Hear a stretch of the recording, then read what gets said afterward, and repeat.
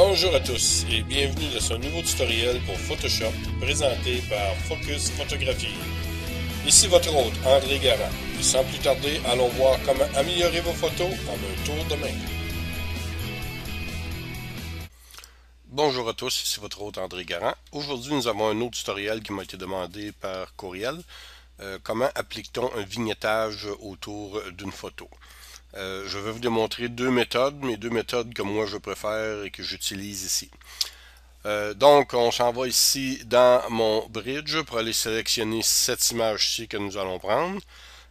Pour ouvrir tout simplement CTRL-R ou aussi vous pouvez venir tout simplement cliquer ici sur l'icône pour ouvrir l'image dans Camera Raw. C'est avec Camera Raw d'ailleurs qu'on va faire ce premier vignettage sur cette photo. Donc on s'en vient ici, on clique dessus ou CTRL-R et nous allons ouvrir notre image dans Camera Raw que voici. On n'ira pas à aucun ajustement, nous allons passer directement ici au ce qui est marqué Effets. Donc c'est le 3, 4, 5, 6e onglet ici en haut, marqué Effets. Et c'est à partir de cet onglet que nous allons faire d'ailleurs notre vignettage autour de cette photo-ci. Nous avons ici vignettage après recadrage. C'est ici que nous allons procéder. Et nous avons différentes options ici pour le style de vignettage. Moi je préfère la priorité de la couleur. Vers la droite, nous allons nous ramasser avec un vignettage plutôt blanc. Nous allons y aller ici à l'extrême un peu pour démontrer. Et si je m'en vais vers la gauche, vous allez voir que je vais me ramasser ici avec un vignettage plutôt foncé et noir. Donc, pour travailler, on peut le laisser soit au maximum blanc ou au maximum noir pour nous donner une image et on réajustera vers la fin. Le deuxième curseur ici est tout simplement, si vous regardez bien, pour ajuster le centre de votre vignettage. Vous voyez qu'ici, on s'en va vers l'extérieur. Et si je m'en vais complètement vers l'opposé, nous allons faire l'inverse, tout simplement nous rapprocher et faire un centre ici, seulement que le centre et tout le contour va vraiment devenir foncé en vignettage. On va le laisser comme ceci pour pouvoir mieux voir le restant des ici des curseurs. Donc la rondeur, même principe. On va soit arrondir notre vignettage ou tout simplement l'aplatir un peu et l'étirer, que ce soit d'un côté ou de l'autre. Ici on remarque que ce sont tous ces curseurs-là vont vous permettre de modifier votre vignettage à votre guise, dépendant de la photo toujours, dépendant comment vous désirez l'avoir. C'est tout simplement votre choix. Il s'agit tout simplement de s'amuser avec et de trouver ce qu'on recherche au niveau de notre photo. Ici, celui-là le dit très bien, je pense, contour progressif, qui va nous donner un contour plus doux sur un côté. Et un contour, comme vous pouvez voir ici, le contour est très dur dans mon vignettage, mais si je m'en vais à l'autre extrémité, je vais avoir un contour un peu plus doux. Comme vous voyez ici, c'est plus transparent, donc ça s'en vient graduellement vers le centre. Je vais donc baisser ici, mettons mon vignettage là, éloigner un peu du centre, juste pour l'amener un petit peu ici sur les coins. Je mettrai ma rondeur comme ceci. Et les tons clairs, j'en ai pas vraiment besoin présentement. Je vais le laisser comme ceci.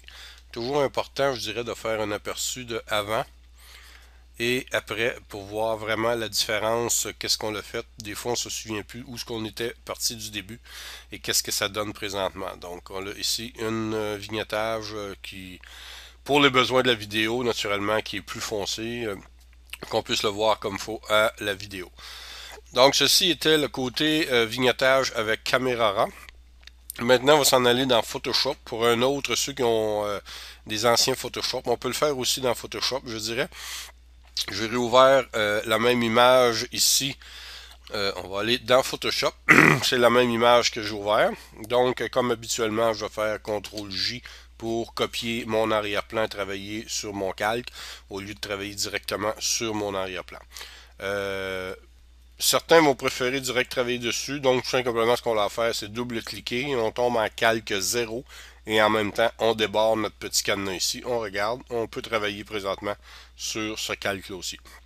Mais si on sauvegarde ce calque sur le même nom du départ ici en haut, c'est qu'on efface notre original complètement. Donc c'est pour ça que je préfère simplement de faire un CTRL-J et de garder mon calque original ici. Donc on va double-cliquer ici et on va marquer tout simplement vignettage. Vignettage irait peut-être mieux si je l'écrirais comme faut. Voilà.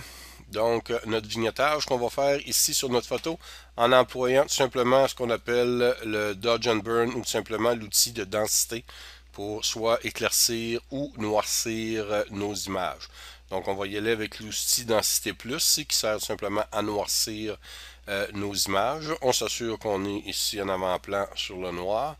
Exposition, je vais baisser ça un petit peu pour pas y aller trop rapidement, plutôt vers les 20-23% environ, et tout simplement avec un pinceau et un contour très doux au lieu d'un contour dur, pour tout simplement passer ici, si vous regardez bien comme ça, et faire juste mes coins, quitte à repasser 2 fois ou 3 fois graduellement pour faire notre vignettage. Donc ce serait ici un vignettage fait à la main, contrôler vraiment comme vous pouvez l'avoir. Donc, vous pouvez faire juste les coins si vous désirez.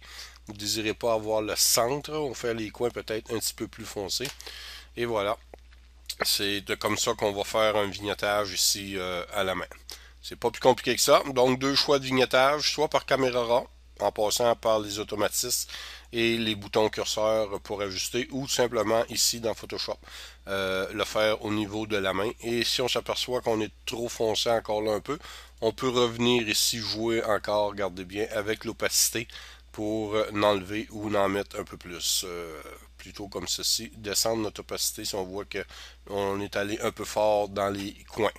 J'espère que ce tutoriel aura su répondre à votre question et que nous vous reverrons bientôt avec un autre tutoriel. Merci de votre attention et bonne journée.